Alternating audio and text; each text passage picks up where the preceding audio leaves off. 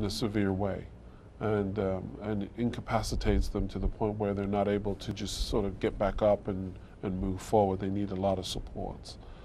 We're calling that the medical necessity criteria. So most individuals have to meet that medical necessity criteria in order to be able to access services. And how does one apply? Do they call a number, or? Okay. In order to apply for these services, there are several ways you can do it. You can contact my office at 301-985-3890. And I think we'll be scrolling numbers on the screen. Okay. You can also go to the web and punch in networkofcare.org. Okay. And there you can find mental health resources and also numbers for some of these providers and vendors that I was speaking about earlier. And then there are the other programs such as the crisis response and community crisis that if you come in contact with their services, they too can also help you get access to these same services. And if a person has a family member or a friend that they think is experiencing some mental illness issues, can that person call for the person? They can. And what we would do from my office, we would connect them to other services. Make sure that there's a connection and that they have a family member can speak to a licensed professional counselor who can then help with getting them some supports. I understand that there's a new program or a program in planning for members of our military. Is that accurate?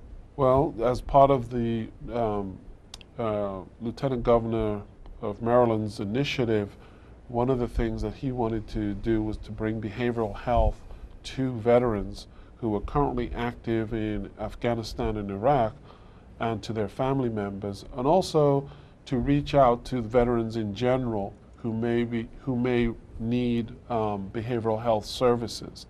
And so what occurred earlier this month is that there is a veteran network of care which you can access either through the network of care, through the community behavioral health network of care, or you can actually Google Veterans Network of Care, and it will actually come up, and it's specifically for veterans and their family members. Very good, very good. Is there anything else that we haven't covered, Mr. Watson, that you'd like to include in your segment of this presentation? There's a lot of new initiatives coming out from the state as part of the recovery model, and I think that what I would like to say is that Maryland is definitely a lead state in mental health services when it comes to being responsive to the community. It's wonderful to hear. Yeah. And the citizens of Bowie have access to these same services no matter whenever they need them. Okay.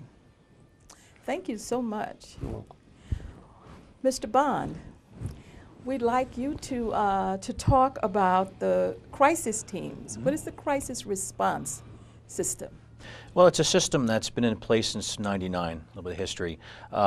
We've been in a couple different locations, but we do serve the population of Prince George's County 24 hours a day. Obviously, it's including the city of Bowie as well, but anywhere within Prince George's County, really anybody in crisis can access the crisis system. Even people not in crisis can access the crisis system with questions, information, things they may need, referral sources. We have a number of services available. We are grant-driven. All our money is grant-driven, and the services are all free to the citizens of the county. Tell us about the services. Well, there's a few services. One of the ones that people hear most of is the mobile crisis team. Okay. And that's two clinicians that are on a car that is marked that carry a police radio, and they're trained in mental health issues. A few of my staff that are on the team are licensed mental health professionals on that team as well. And if you were to have a crisis or a family member in crisis, you can call us through our number, which is 3014-292-2185, or you can contact through Tim's agency, or you can contact 911 as well, and you can get the mobile crisis team 24 hours a day. Okay. If you call the 911 for the police to come out, the police will call us on the police radios, and we will respond with the officers as well and be on the scene with those officers and deal directly with the person who's in crisis or has whatever issues they're having. So who would be eligible for this service? What type give us a few examples of a crisis. We deal with a lot of different things. Somebody mentally ill, has a mental illness, who is maybe running out of their medication or is out of their medication and are having problems, and the family may call us and ask for assistance to either de-escalate some of the problems. Maybe this person may need to go to the emergency room or some other services that we could connect them to. Besides the mobile crisis team, we have what's called an operations center, which is where a lot of our callers come in from. And we have 16 hours a day from 8 in the morning till midnight. We have trained phone people who handle any kind of situation. It's like a hotline. We handle from suicidal people to people just requesting information. And with that, with those phone folks that are there for those 16 hours, our licensed mental health professionals there offer any kind of assistance clinically they may need. And those mental health people also provide counseling or therapy for anybody in that community that may not be able to get an appointment. Let's say the mobile crisis team goes out for a domestic violence or somebody in need of an evaluation to get some new medications. The mobile crisis team would go out, see them, refer them, de-escalate them, set an appointment up for the next day or so. They could come in and see a therapist or a psychiatrist that we have on staff and get an evaluation, have a prescription written. And we have part of our grant is some money set aside for prescription assistance and transportation assistance. So if somebody is doing okay, they're okay to catch an appointment the next day, they see a psychiatrist. We have the prescription written by the psychiatrist, and we have a couple agencies in the area that will bring prescriptions to us for maybe a 30-day supply, and we can link that person on to some other services so they can continue their medications. Very important services. Are there any others?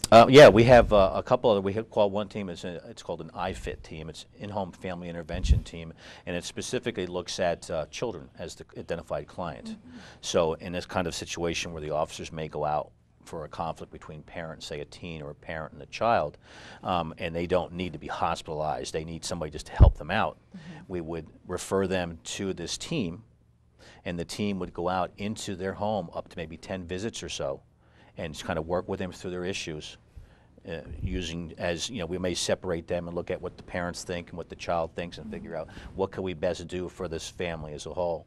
And if we need to link them onto a psychiatrist, we can do that, or we can put them onto some other services and help them get through that. We also meet with the school system or their teachers or their principals as well. So it's kind of a whole system perspective in helping the child. Quite comprehensive. It really is. Mm-hmm. Couple new programs that are getting ready to start. Actually, we just found yesterday, June 1st will be the start of our hospital diversion program, which is a program where if an officer or a family member brings somebody to the hospital that's in crisis, has a mental illness of some sort, instead of having them automatically hospitalized, we have a team that would come out with a licensed mental health professional into the emergency room, would interview this client and find some other alternative way to get the care they need, with like a crisis bed or a substance abuse bed if there's a substance abuse bed, a substance abuse issue. So they would be transported from that emergency room once they're medically cleared by the attending physician to another unit somewhere else where they can get the support they need. A lot of people who may go there and get automatically hospitalized, it's not really what they need. You know, they may need some other level of care that's much more appropriate for them. And our team, and we'd follow them up to 60 days, giving them doctor's appointments, medications, those kind of things. So your team would actually assess what's really needed. Absolutely. We'd work in cooperation with the emergency room, mm-hmm. and with the Department of Family Services on where this person may need, the best place for this person, what kind of assistance do they need, and we would transport them where they would go.